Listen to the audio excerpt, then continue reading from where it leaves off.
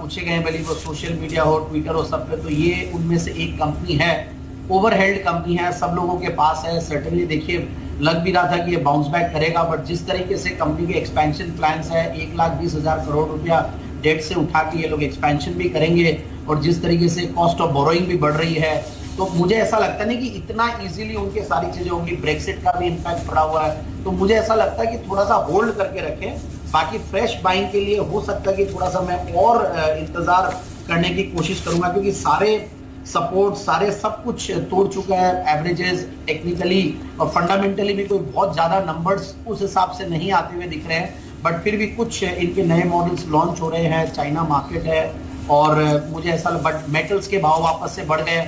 सो थोड़ा सा मैं अभी भी ये है कि इतना करेक्शन के बाद होल्ड की राय दूंगा। बाय ऑन डिक्लाइंस के करने के लिए अभी नहीं है, थोड़ा वेट करेंगे। और ठीक है जैन साहब, आप वेट किसके लिए करेंगे? ये एवरेज के ऊपर आने के लिए या थोड़ा भाव और करेक्ट होने के लिए? क्योंकि थोड़ा क्लियर करना होगा।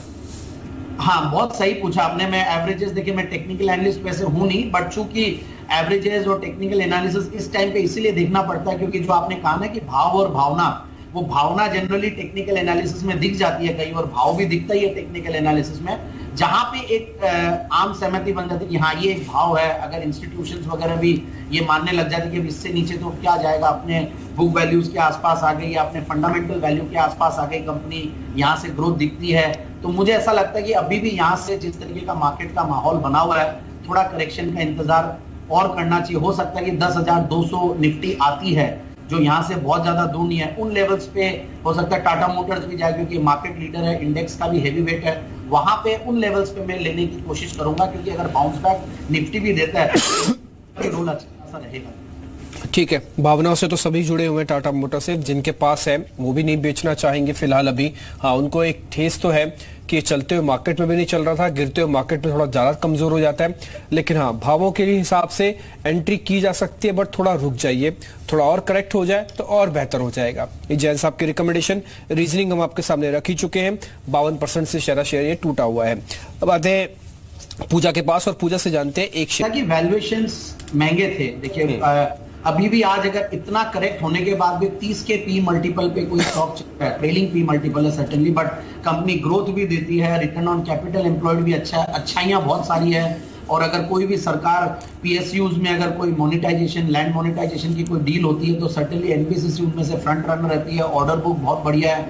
बट एक रियल एस्टेट कंपनी है फाइनली, ये तो मानना पड़ेगा, और ये भी मानना पड़ेगा कि ये वैल्यूएशंस के लिहाज से आज भी इतना करेक्ट करने के बाद 145 के ऊपर के हाइज बनाने के बाद यहां आ गया। और तीसरा ये है कि पीएसयू है, अभी पीएसयू फ्लेवर में सर्टेनली नहीं है, क्योंकि कभी भी ये डर रहता है कि कोई ओएफएस आ जाए या कुछ भी आ जाए, और सरकार जब आई थी तब ये सारे बहुत बड़े रनअप भी दे चुके थे। बट सर्टेनली ये कंपनी बहुत अच्छी लगती है मुझे अभी भी, जिन्होंने ले रखा वो होल्ड करके रखे, और अगर स्टैगर्ड वे में अगर कोई बाइंग भी करे तो की जा सकती है। ऐसा नहीं है कि इसको आउटराइटली रिजेक्ट किया जाए, क्योंकि बहुत सारी चीजें बहुत बढ़िया है, इसकी ग्रोथ बहुत बढ़िया है, रिटर्न ऑन कैपिटल एम्प्लॉयड बहुत बढ़िया लगता है। इतना करेक्शन के बाद अब डाउनसाइड हो सकता है कि कहीं ना कहीं कैप्ड हो जाए, तो इसीलिए अभी भी यही है कि होल्ड तो करे और buy on declines in a staggered manner, मेरा ऐसा मानना है। ठीक है, ऊपरी स्तरों से करीब 60% टूटे हैं। सेल के हिसाब से सोचा जाए तो 60% का ऑफ मिल रहा है इन सभी कंपनीज में। कहाँ अच्छाई, कहाँ पे क्या बुराई, क्या लेवल से बुरा है, क्या भाव से बुरा है, क्या भावनाओं से, ये सब कुछ हम आपके सामने रख रहे हैं। तो दूसरा शेयर एनबीसीसी में तो बात हुई, लेकिन जिसको खरीदारी करनी है कर सकता है। शुरुआत में किश्तों में करना चाहे ठीक है, एवरेज करना चाहे तो शायद एक बार ऊपर के रेट पे फंसा है तो एक बार मौका देख के वो भी कर सकता है। शेयर ठीक है, वजह आपको पता लगी होंगी। दो प्रमुख कारण बताए गए, पहला एक तो सरकारी कंपनी के तौर पर होना, और दूसरा इसकी वैल्यूएशन का जस्टिफाई ना होना। ये दोनों चीज ऐसी थी, लेकिन मार्केट ने अपने ही फोर्सेस के हिसाब से इसको मैनेज कर दिया। एनबीसीसी अब भाव से शायद उतना बुरा नहीं है अगर आप इसमें एवरेज या फिर खरीदारी करना चाहें। तीसरा शेयर महानगर गैस, सरकार की नीतियों को देखकर तो ऐसा लगता है कि गैस की कंपनियां कभी टूटनी ही नहीं चाहिए, चाहे वो उनके एक्सपेंशन को लेकर हो, चाहे उनके फंडिंग को लेकर हो, चाहे फिर सरकार की पॉलिसी से क्यों ना हो, लेकिन फिर भी एमजीएल टूटा। एक खबर बीच में ये आई थी कि किसी फंड को इसमें बिकवाली करनी थी, वो दो अलग अलग चरणों में चरणबद्ध तरीके से बिकवाली हुई है, यही वजह थी मानसी कि शायद ये शेयर टूटा भी। अभी क्या करना है एमजीएल के अंदर, ये गिरावट आई है तो क्या रीजनिंग आपने ढूंढी है कि आपकी लिस्ट में है ये भी है, चाहे आईजीएल है या फिर अदानी गैस भी है, वो ज्यादा प्रोएक्टिव है इसलिए एमजीएल नहीं चलता क्या? ऐसा नहीं है, मुझे ऐसा लगता है। देखिए एमजीएल अब इन लेवल्स पे अट्रैक्टिव हो चुका है। हाँ, एक जरूर है कि इसकी जो ग्रोथ थी पिछले 2-3 सालों में, जो ग्रोथ थी बहुत ज्यादा इंप्रेसिव नहीं थी। अगर आप 3 साल के कैगर देखें ग्रोथ में सेल्स की, तो वो 2-3% आ रही है, जो कि मार्केट बहुत ज्यादा लाइक नहीं करता। कम से कम अगर 10 से 15% इन्फ्लेशनरी ग्रोथ अगर कंपनी में नहीं आए तो वो मार्केट संभाव उसको थम्स अप नहीं देता। बट फिर भी अब अच्छे खासे वैल्यूएशंस आ गए हैं, बेहतरीन जीरो डेट कंपनी है, return on capital employed 37%, operating profit margin बहुत अच्छे हैं और 500 करोड़ रुपया सालाना ये कंपनी कमाती है। ऑल्टरनेटिव फ्यूल्स की तरफ सरकार का भी फोकस जाएगा। ठीक है, एक बार हो सकता है 2-3 दिनों में करेक्शन इसलिए आया कि गैस की जो प्राइसेस बढ़ने की बात हो रही थी, हो सकता है वो अभी नहीं बढ़े, क्योंकि ऑलरेडी जो क्रूड ऑयल बढ़ा हुआ है उसकी वजह से, और वहां पे ऑलरेडी रेट घटाई है, तो थोड़ा यहाँ पे करना सेंटिमेंटली थोड़ा खराब हो जाता है, इसलिए शायद वो चीज नहीं हो और उसकी वजह से करेक्ट हुआ हो। मेरे हिसाब से तो देखिए, इस स्टॉक को जिन्होंने ले रखा वो होल्ड करके रखे, और जिनको लेना है वो buy on declines in a staggered manner. Staggered manner में बार बार इसलिए कर रहा हूँ क्योंकि पता नहीं मार्केट का बॉटमिंग आउट कहाँ हो, बट शुरुआत कर देनी चाहिए, क्योंकि राइट टाइमिंग कोई भी नहीं कर सकता मार्केट में। तो जहां पे भी मार्केट बॉटम आउट होगा वहां से ये सारे शेयर्स अच्छे खासे बाउंस बैक दे सकते हैं। ठीक है, तो महानगर गैस पे मोहर लगी है हरे निशान की, और यहाँ पे आप चाहें तो खरीदारी कर सकते हैं, शुरुआत कर सकते हैं। जितना लेना चाहते हैं उसको किस्तों में बांट लीजिए, 2, 3, 5, 10, वो आपका अपना हिस्सा, अपना फैसला हो सकता है, लेकिन धीरे धीरे खरीदारी करने का जो सिग्नल है वो आपको मिल चुका है एमजीएल के अंदर। एवरेज करने के लिए भी भाव बुरा नहीं है। तो लेवल्स और साथ ही साथ उससे जुड़ा हुआ जो भी एनालिसिस है वो हम आपके सामने रख रहे हैं। रजत, आपके वापस आ रहे हैं, दूसरा शेयर आपकी तरफ से। ये शेयर करीब 200 रुपए के आसपास था या फिर 180 के आसपास है, तब भी इसमें यही शिकायत रहती थी, शेयर चल नहीं रहा। सारी कंपनियां चल गई लेकिन शेयर चल नहीं रहा। अब तो 50% टूट गया है, अब तो इसको अधिकार है चलने का, पुल बैक दिखाने का। ये अधिकार ठीक है ना? अच्छा वर्ड यूज किया आपने, अधिकार। देखिए मुझे ऐसा लगता है कि ये स्टॉक एक्चुअली में बहुत ओवरहेल्ड है, बहुत ज्यादा क्वेश्चंस इसके ऊपर भी आते हैं। जब मैंने टाटा मोटर्स के लिए कहा वो इसके लिए भी है।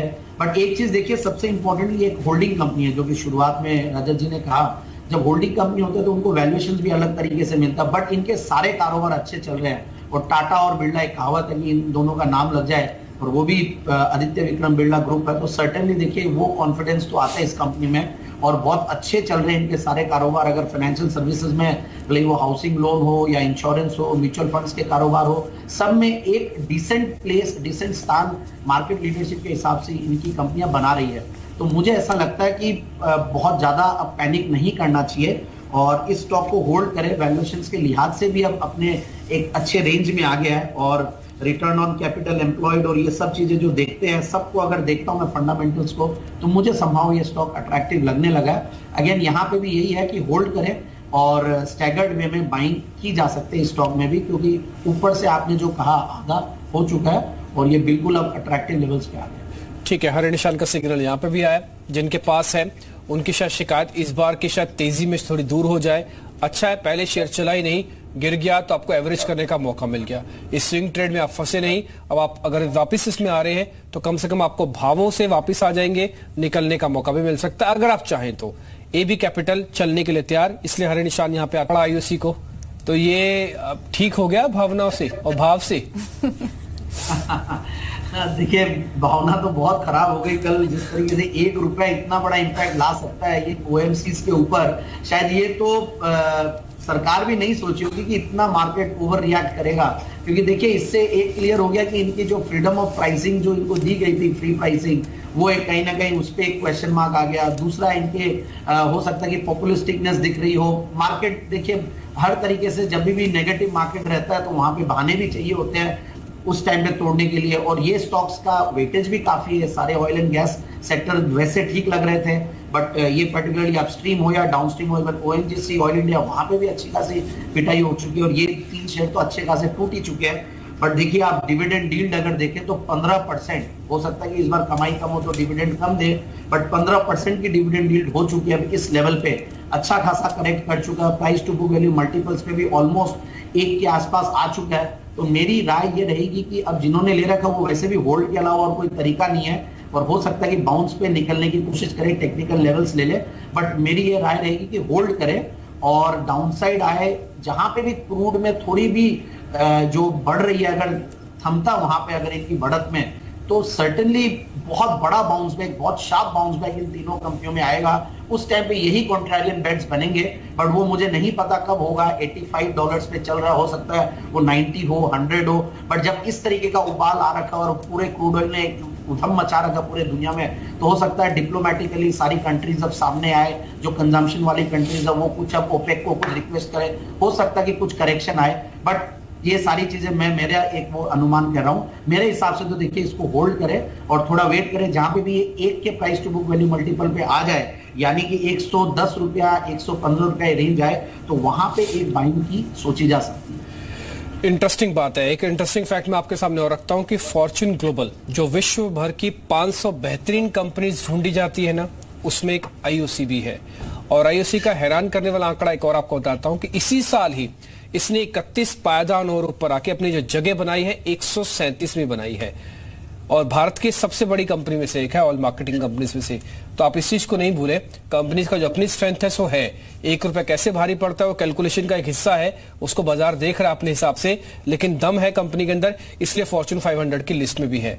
आप इसमें जरूर ध्यान रखें। ये बात बिल्कुल ठीक है कि इस तरह के माहौल में कई बार बेहतर कंपनीज ऐसी ही मिलती है। 40% की गिरावट में से 25 से 30% गिरावट तो सिर्फ 2 दिन की है, इससे पहले का हिस्सा आपके सामने ही है।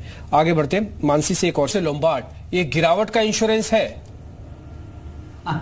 देखिए, पोर्टफोलियो में इंश्योरेंस के स्टॉक्स तो सर्टेनली लेने चाहिए और वाकई में पोर्टफोलियो को ये इंश्योर ही करेंगे। और जनरल इंश्योरेंस जो अभी मैं एनालिसिस सुन रहा था, बहुत सही है कि इंडिया में जो पेनिट्रेशन है वो बहुत कम है, और सरकार भी जो अभी हेल्थ इंश्योरेंस को लेकर जो ओवरऑल एग्रेसिव हुई है कि ये पूरे, और जो 5 लाख करोड़ की उनकी जो आयुष स्कीम भी है, उसके भी ये सारी कंपनियां हो सकता है कि इनडायरेक्टली बेनिफिशियरी रहे। और मुझे ऐसा लगता है कि जो ये करेक्शन दिया है ऊपर से, और ये अपने एक अच्छे खासे लेवल्स पे आ चुका है, 200 डेमा के आसपास ये स्टॉक आ चुका है। और जो मोटर इंश्योरेंस में और ये सब में जो थर्ड पार्टी इंश्योरेंस की जो प्रीमियम्स बढ़ रही हैं, उन सब का भी बहुत बड़ा बेनिफिशियरी रहेगा। आप ग्रोथ देखिए, बहुत बेहतरीन दिया है, 32-33% की रिटर्न ऑन कैपिटल एम्प्लॉयड है। प्रॉफिट अगर पिछले 5 साल की अगर कैगर देखें तो करीब 24-25% है। तो ये सारी चीजें, बट ठीक है, थोड़ा वैल्यूएशन भी महंगा है। ऐसा नहीं है कि ये सारी चीजों को वैल्यूएशन ने फैक्टरी नहीं किया, करीब 37-38 की ट्रेलिंग पी मल्टीपल पे है, बट फिर भी मुझे ऐसा लगता है कि यहाँ पे ग्रोथ पोटेंशियल बहुत अच्छी है। होल्ड करके सर्टेनली रखना चाहिए और थोड़ा सा नजरिए को लंबा रखना पड़ेगा, ऐसा मेरा मानना है, पर्टिकुलरली इंश्योरेंस सेक्टर की जब भी बात करें। ठीक है जैन साहब, बहुत बहुत शुक्रिया आपका, इस सारे रहना है। पूजा, आपका भी बहुत बहुत शुक्रिया।